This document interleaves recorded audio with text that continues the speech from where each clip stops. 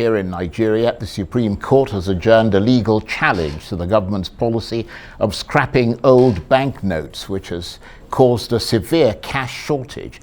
More states, including Lagos and Katsina, have joined the case. It will now be heard on February the 22nd, 3 days before the general election.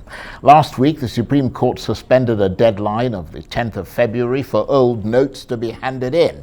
But the governor of Nigeria's central bank, Godwin Emefiele, has added to the confusion by insisting that the old notes are no longer legal tender.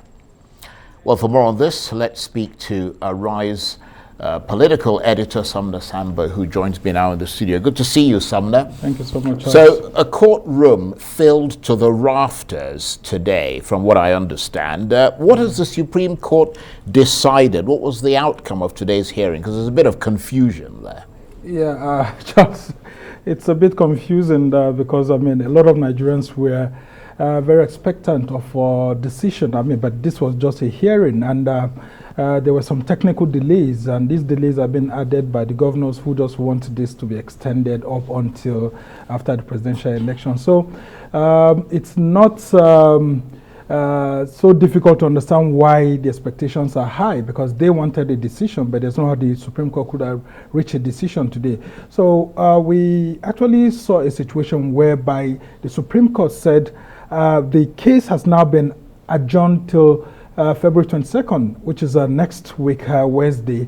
And from that decision, there was now a sort of confusion as to whether the old notes are still valid or not. So when one of the lawyers raised the issue, the judge was very clear, the lead judge, in saying that, look, the motion that had earlier, the court order that had earlier been given was granted on the premise that the hearing of the substantive suit, the main suit, will begin today. But since that didn't happen, then it means that between now and next week, the old notes could still go side by side with the new Naira notes.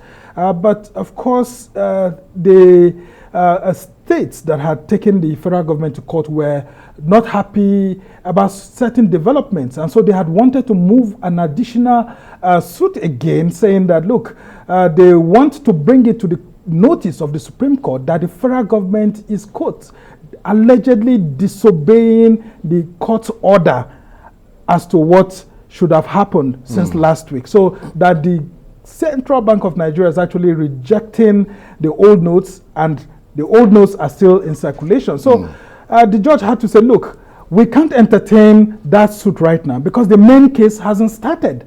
So what we can just grant you right now is to say that there's still a continuation of that interim injunction for the old notes and new notes to go side by side. Very confusing, as you said. But whatever happened in court today, Sumner, however you interpret it, the impact of that Naira redesign is still being felt, isn't it? Yes, it's still being felt, and I can tell you the old notes have actually lost legitimacy within the public. Everywhere you go to right now, you want to offer it.